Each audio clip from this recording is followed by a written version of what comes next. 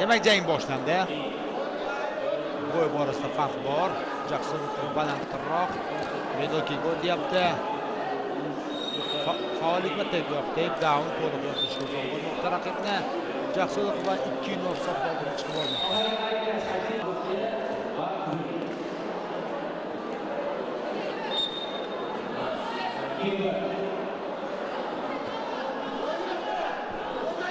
Jang kuzatishda davom etamiz.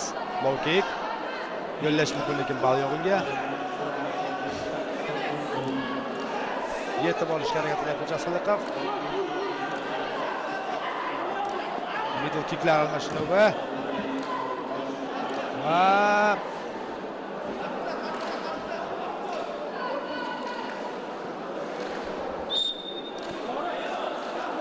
Kubar. Jang kuzatishda davom etamiz.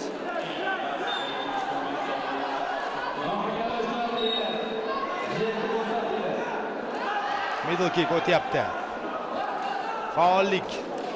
Hisob 3-2 Jasoliqov oldinda.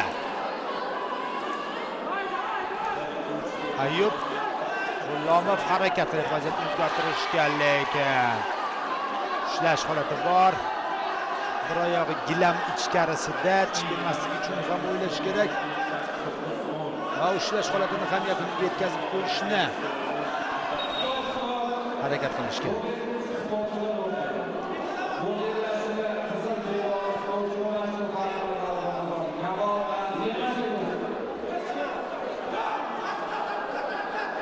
Soniya ortda qoldi, endi esa submission.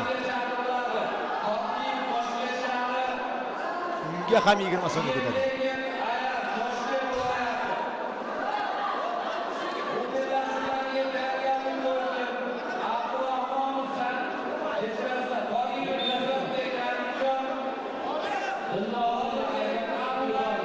Kibar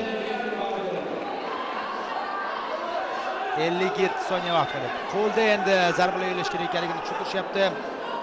G'ulomovga Boris Xo'ja 2 bor yana zarba yo'lladi hozir. Middle kick o'tyapti. Mana endi boshqa Boris Xo'jani ko'ryapmiz. Gilamda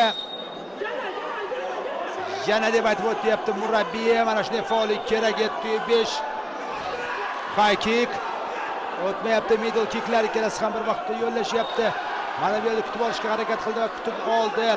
Faollik 7-6-28 soniya vaqt qolmoqda.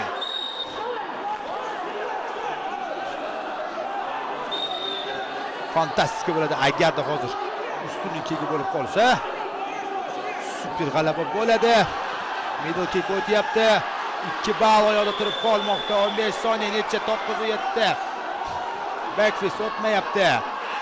Va ushlash holati bo'lgan. 4 soniya. Bitta zarba kerak bosh qismiga. Durang natija qanotlantirmaydi. G'ulomovni middle kick o'tyapti Qoraqalpog'iston Respublikasi vakilidan va jang yakuniga yetmoqda. Qoyil Super jang do'stlar.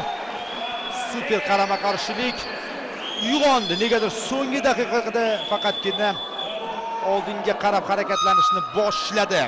Boris G'ulomov. Ungacha esa juda katta ko'lamdagi ishni bajarib bo'lgan edi Ayub Jaxsonluqas. O'sha ustunligini saqlab qoldi. Xarakteri bor ekan. G'ulomovda buni ko'rdik turnir davomida.